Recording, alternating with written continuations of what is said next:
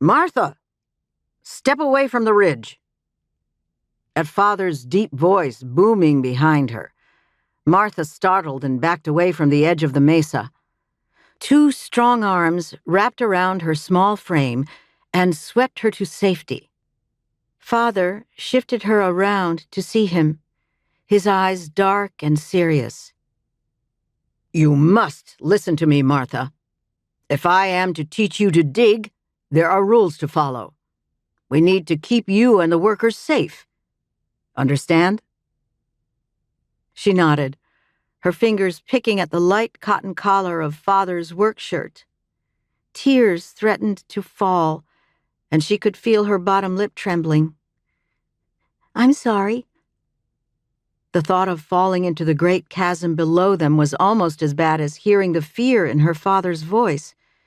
Everything inside her shook. You're safe, not to worry. He nodded and set her down next to him, holding her small hand in his. Now, I have a surprise for you. A surprise? All the turmoil stopped as she hopped from one foot to the other. What is it?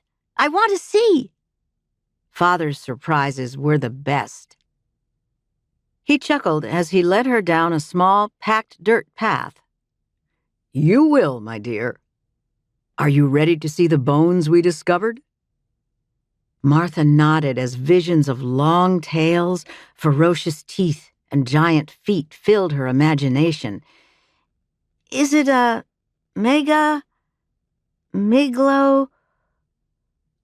megalosaurus?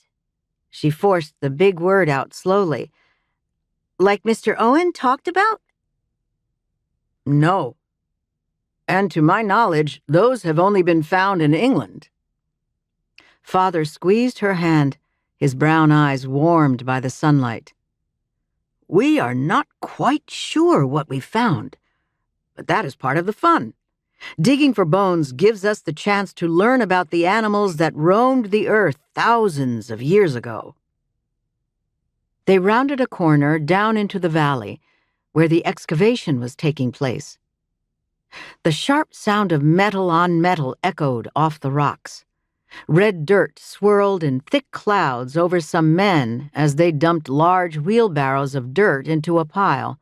Several wagons sat in the center, covered with tarps.